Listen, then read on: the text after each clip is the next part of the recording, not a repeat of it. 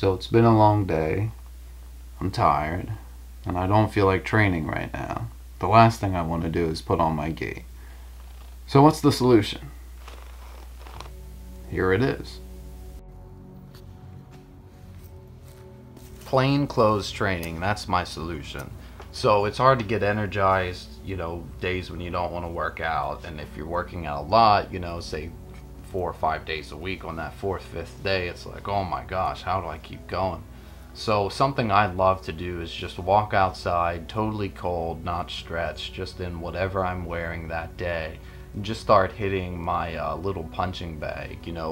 Sometimes it's hard to motivate yourself to do something like kata, but just hitting something is so simple, and I don't know, it kind of has a different kind of appeal. It's easier to just get hooked on it. So that's what I like to do. Obviously I want to do it in like flip-flops, which I really don't wear ever, hardly anyway. And I wouldn't do it in like really nice clothes. I'm not going to go out there in my suit, obviously. But so I just start pushing my little punching bag around, just get myself moving. And when you first start hitting things that you say, it's been something like a month since you've done some contact training, it hurts. So you'll see I'll hit it a bunch of times and then just start pushing it around again. Something like that, like something of a flow drill. There's a roundhouse punch that I probably leaned into way too much. Posture is definitely something I need to work on in here. So this video is just a stream of consciousness, commentary over this footage. I went out with my actually new iPhone 7. Here it is in the mobile clip for the tripod. And I just wanted to shoot some footage because it does 4 times slow-mo, 120 frames per second. Which, for video people out there, it's not actually recording in 120 frames per second. It's some weirdo frame rate like 38.12. But, what a great tool this video is. We all have these phones, and if they do, slow-mo like this, you'll see, obviously this isn't slow-mo footage, but you'll see coming up how, what a great tool to critique ourselves with. I was surprised I actually connected with that side thrust kick. I'm throwing these high kicks cold, probably not a good idea. But so there are a lot of YouTube videos out there where people talk stream of consciousness. To me, that's more like a talk show kind of a deal. Generally, when I make videos, I try to keep it more concise. But is what it is, just sort of a necessary way to do this, especially with how long form this is. So there's that hook kick, which it's hard to get power into. It's great for scoring points, but are you really hitting hard enough to knock someone out with that kick? I feel like it's definitely a sort of risky kick, the way I turn my back. Maybe I'm not doing that.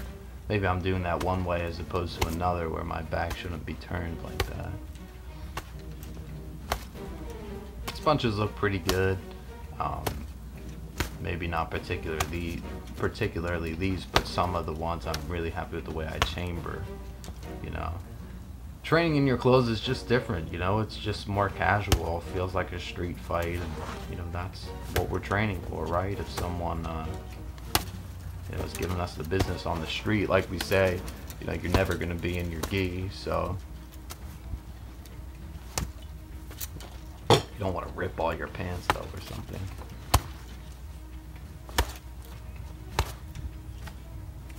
So I just go until my hand starts to bleed. Then I stop. Yeah, but I could just put my pads on and keep going if I wanted to.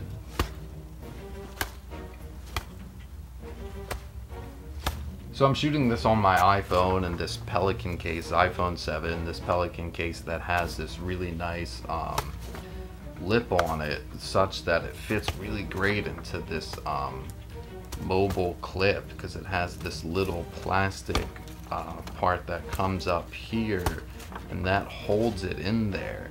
You know, the foam is there to keep it from moving around, but with this case, that clip will really keep the phone in there. New phone, $500, and there I am doing this. But this clip came with a selfie stick that I'll have to get a photo of, and it just screws in with the 1/4 20 threading. It just screws into any tripod pretty much, any tripod plate, or the tripod I shot on doesn't have an actual plate. It's pretty cheap, but works pretty well.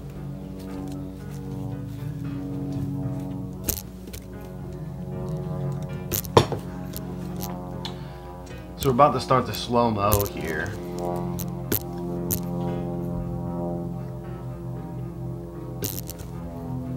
Something about the iPhone, the slow-mo videos start out full speed and then go slow-mo, and in the iPhoto or whatever that app is actually called now, you can okay, here it goes slow-mo. You can change where it goes to slow-mo. If I'm shooting slow-mo footage, I just want it to be slow-mo. If I want to speed it up, I'll do that afterwards in Premiere. One of the really awesome things of doing this slow-mo is just watching me walk over to the bag. You know, just analyzing the way that I just carry myself naturally, which is, you know, really interesting. And, you know, what do we get out of doing all of this training? And one thing is supposed to be changes to our routine life, right? How we carry ourselves, you know, how we're walking. Something I'm always thinking about is, you know, and the things that I do every day with my body. Am I doing it in a way that when I get older I'm gonna have problems or not? Is it detrimental?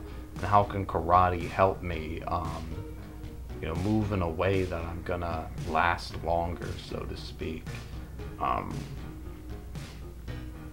So there I am stretching, but you know, it's just really interesting to see in this 4x slow-mo how my weight shifts from hip to hip there.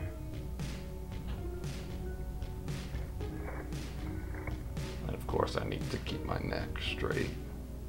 Posture, posture, posture.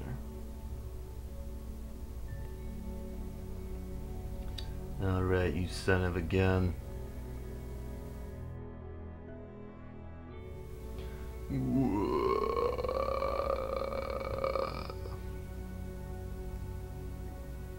Looks like my hand's a little open, and push off that rear leg. Boom. But I didn't bring my shoulders back. Left them out there, which is not good Shotokan. But it did look like a nice solid punch.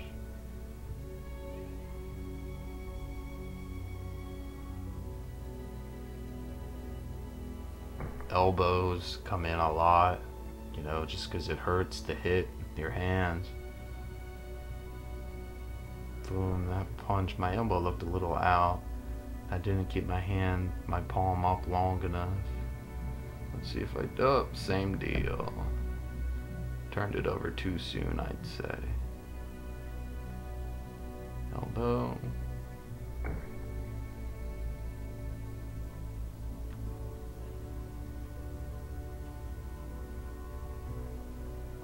Nice chamber.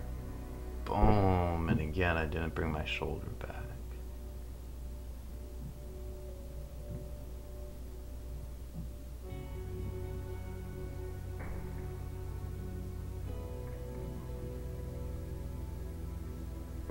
Again, I wish that I would keep that palm facing up longer and turn it over at the last second.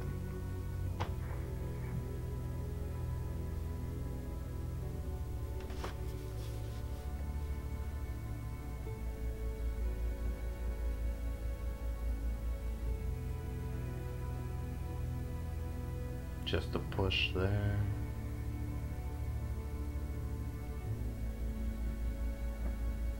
Chamber and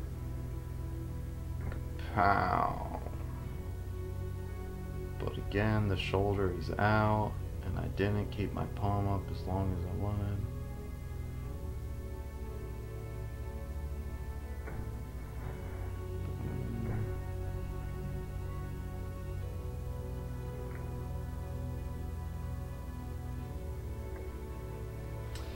Footwork, man. I mean, you know, footwork, rooting, stances.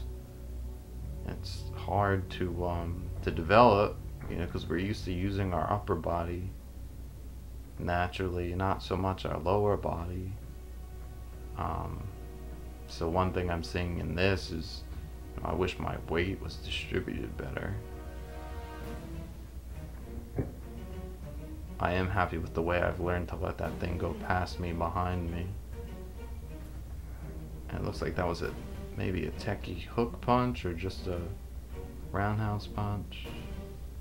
I think the techie hook punch is coming up. Yeah, blocking that hook punch.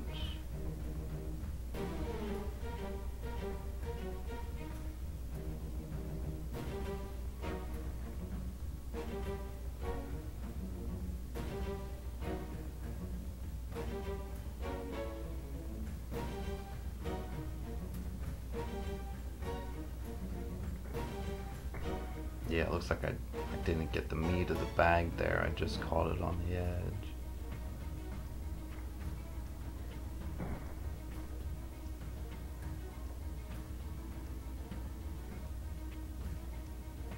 Make fist and boom. I think, you know, if you're in a fight, I should probably just keep my hands closed anyway. But, you know, oftentimes we just don't naturally do that.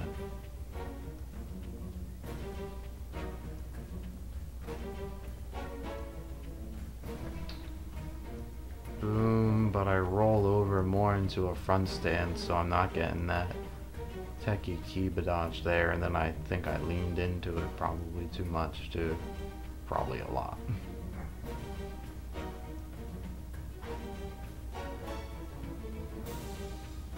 It's funny watching this stuff. It's like, you know, if I do this enough and critique myself enough, what will I just be like perfect Shotokan? You know, I imagine there'll always be something to work on, but you know, it's interesting.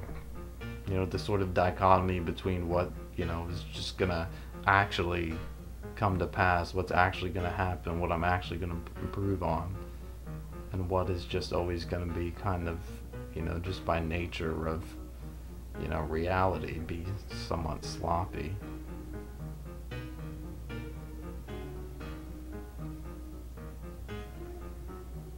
Sometimes I'll just push the bag and just do the same technique, you know, just throw it out there to get the momentum for the, you know, what simulates a strike coming in. Man, you can really see, especially with my loose clothing, how the weight is transferred through my body there. You can see that I am pushing with that leg off the ground. Camera's pretty on level now that I'm looking at it. Time for more tea. Not only did I get tea, I also got chocolate. Back to the video.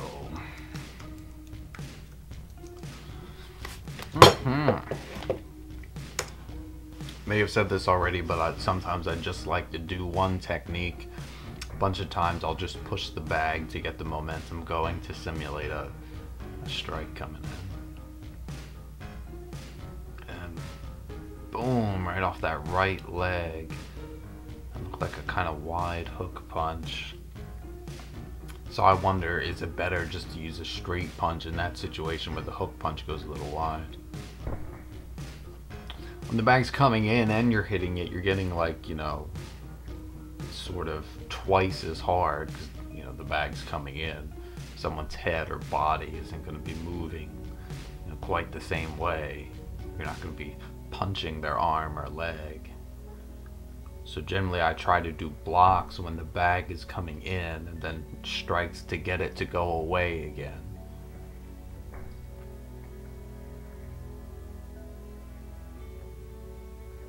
Video is probably going to be a little jumpy. I'll probably just cut in between where I'm not saying things and where I am, so just bear with me on that.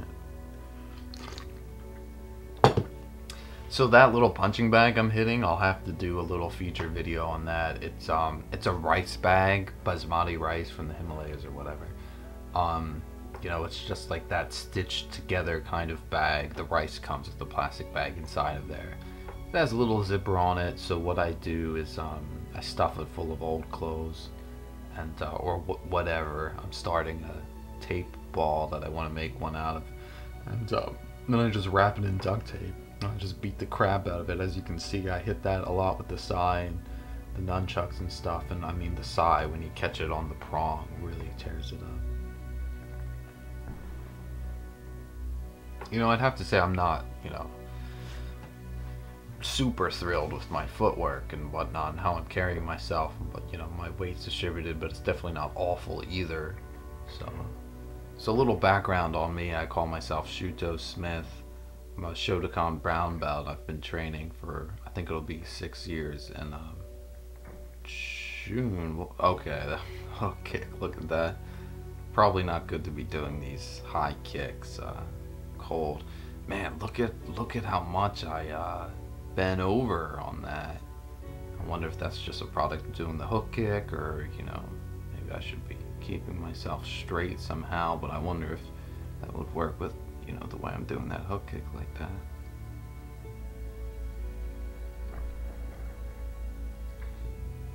Okay, look, well, that was good right in the center of the bag, but I still wonder about you know, how much force I'm getting in there. I don't think it's really, I'm more pushing that bag than I am really, you know, hitting it with hard impact. But you know, this video is definitely not meant to be advice of any kind. I'm not saying that you should be doing things like this. Yeah, that was not good. It looked like I may have hit with the side of my foot a little bit, and just where the bag was in relation to my body didn't seem like a good way to really hit something. But something I've been noticing as I've been watching this footage, obviously I'm not just watching this for the first time, I watched it a few times. I really do move on my heels, and I think that's something that I learned from kata. We'll have to see when I do some kata. You know, to turn, you put your weight back on your heels and you pivot on your heels, or you know, like a roundhouse kick on the ball of your foot. And I think that'll have a lot of practical application in just the way I move, because I've been having some trouble with my knees, some popping and whatnot, and I thought, there's a sloppy knife hand. I thought that maybe pivoting on my heels like that is a way to avoid that. So let's see, let's watch that right foot there in front of the camera. And it stays that way for a while. Okay, but that was just a step, not so much a, you know, transfer of weight. So here's me taking down the bag. I literally just tie it up there. That rope is just hanging from a sort of, we have some small tree. I don't know what actually kind of tree it is. And it's just hanging from a little loose limb. Kind of bobs up and down sometimes. So, time for kata.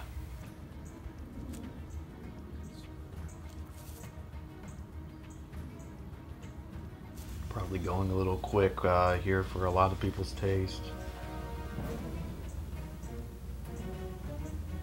More just focusing on what I see with the video and slow-mo. Maybe I didn't do this one in slow-mo, which I wish I had. I'll definitely do that.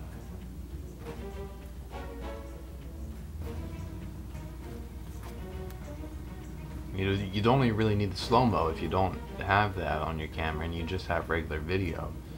You know, it's still such a great tool. You know, maybe you have some sort of application where you can slow it down besides, and it's not going to be as good quality because there aren't as many frames. But wow, look at how low my hands go there. I definitely didn't feel that way.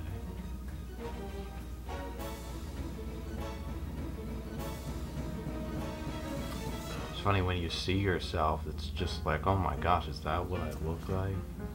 My knees are definitely not out over my toes there as much as one of my senseis would like. Well, definitely not at all as much as they ought to be. It's fun to just do things, to just record something without thinking about it, and just see how you're sort of you know, intrinsically doing it without thinking, and you know, then you're really seeing what you need to work on. You try and do it perfect, and of course, you know, you're gonna remember everything. I don't ki in my backyard. It's bad enough the neighbors hear me pounding on the bag. Again, here's just slow-mo footage of me walking. I think I'm just gonna go out on the sidewalk and record me walking, and see how I can improve on that. Improve on walking. Improve on, you know, how I carry myself and whatnot. But reminds me of my first film I made in college, and how I saw myself walking. It was just a little film shot on 16mm film where I, you know, just was like running around the campus, and wow, look at my feet. My toes stay out. They're not behind, but on the left foot they do stay in front of the heel there. It's funny how much stuff there is to work on and to see and to improve. But I imagine, you know, once I start, you know, really internalizing all of these things in my body, that, you know, sort of one thing will lead to another, and there won't seem to be so many things to correct. But anyway, it's funny when you know, first see footage of yourself, like when you first hear your voice, you think, oh God, I sound like that. When you first see yourself walking around, you're like, is that how I carry myself? Yoy. Make those fists. Yeah, I definitely see how my back leans back and my neck leans forward, which I'm doing now. I'm sure I don't want to be out of this shot though, so hopefully I'm not. Kaboom! Yeah, look at that knee. Should be out over those toes, that right back leg.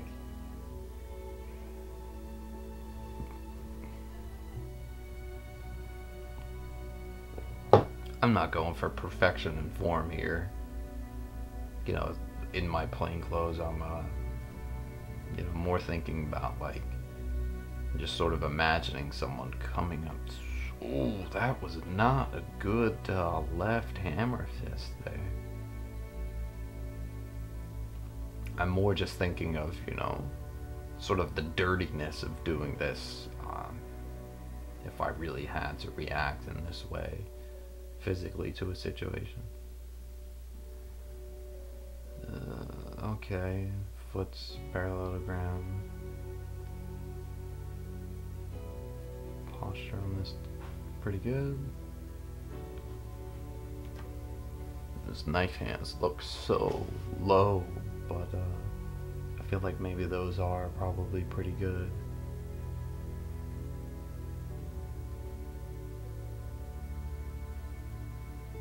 Turning your hips in a back stance knife hand step. Sort of interesting, not so easy as the front stance. Okay, boom. Man, like, see where I hit? You can sort of see like that point where I actually impact, and then, you know, my hand comes sort of wandering back, moving up and down. Boom, the turn, and I feel like that blocks it a little low. Boom, not super upset with the turn though, looked alright.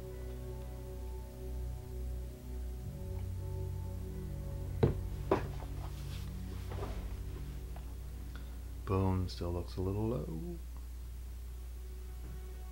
Funny, see my gloves there in that right jacket pocket still haven't come out after all of this. That's good to know that the way I carry my gloves in my pocket, actually often they do come out. Just when I'm doing things I generally notice though. Had that pair for a while, but good to know. Look at that contraction, that looks pretty good there. But good to know that those gloves survived these two kata and all that bag work. Boom, the kick, and what am I doing? not down block. Oh, what is that? Hangetsu, kick, down block, punch, rising block. Must be what I was thinking. Oh. And back.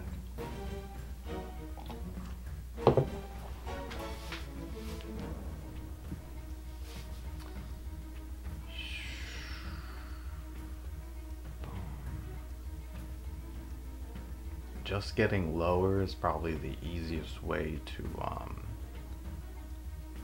you know, better feel what I should be doing with my lower body. With my legs. Kick. Somehow I'm like sort of still not sure that that's right.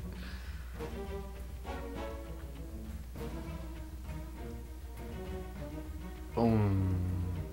My hand is open there until the last minute. You know, so that begs the question, like, there on that inside forearm block, my hand was open until the moment of impact. It's like, is that not right? You know, the hands should definitely be closed at all times. Like, you know, in a practical situation, does it really matter?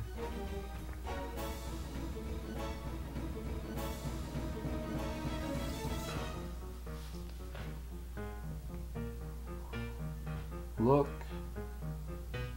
then turn, keep that body straight, that back straight, boom, nice. Now look at how that right foot came around at the end there. It almost looked like it shouldn't do that, like that should have hurt or something, but this is of course how I must do this all the time. Sort of strange how my heel sort of moved in there when I came in to C-step. I wonder, you know, I'll have to do this in my gi and my feet and see how it looks compared to the shoes. Maybe that's the problem. So, actually, kind of want to back that up there to see if, just to see how I'm turning. Like I've been saying, I've been thinking about my knees.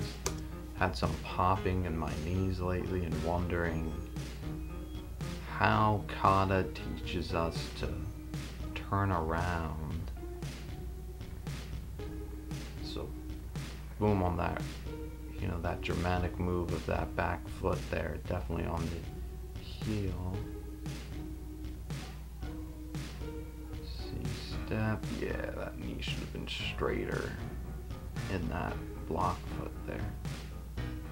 Boom, it's funny how that hand and my arm aren't sort of connected in a line there. The hand, look, my wrist was sort of bent in a way. Still sort of not seeing the answer to my question about my knees there, but whatever.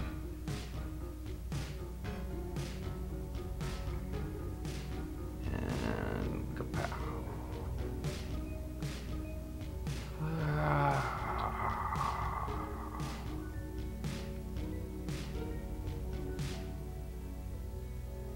I thought the video stopped.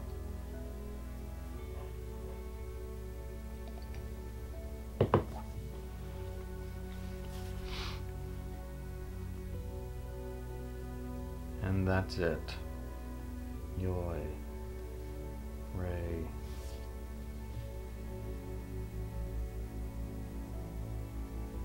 Let's watch how I walk back to the camera.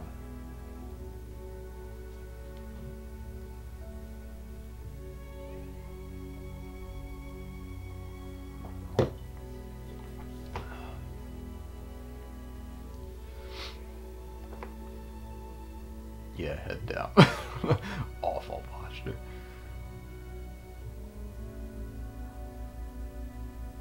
But let's just look at my legs and my feet.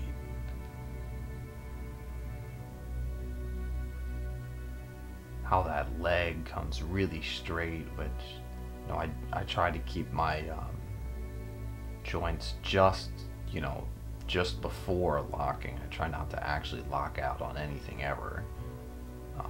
Thinking that that's bad for the joints. Just be just a fraction unlocked, and there on my knees it looks like I'm you know, straightening them probably more so than I need to. And that's that. One thing about training in your shoes on that mud, see, I've got the carpet there, which is good. But this is this is what I end up doing, coming inside. Of course, sometimes I'll just leave the mud in my shoes and wear a different pair until like it rains or snows, and then wear those and hope it just comes off on its own. I wish I had another piece of carpet to cover that mud, as much as I do like working out in the dirt. But with the dirt, you know, in the summer when it's dry, you kick and the dirt goes in the air, it gets in your eyes, it's annoying. Alrighty. Thanks for watching, hope that was informative somehow. I think it's a great tool to use. I'll definitely be doing more and sharing it, you know, just because, you know, it's just a great tool to have, and just having it for myself is one thing, but sharing it I feel like is something else. You know, we're all entering all this info into this giant internet archive, and I think that's good. And, you know, it's not like we might watch every single video out there, but, you know, it's good to see things and see someone else's point of view and how that, you know, is similar or different to yours, and that's how you know who you are and what you think and what you do. So yeah, thanks for watching, and more to come.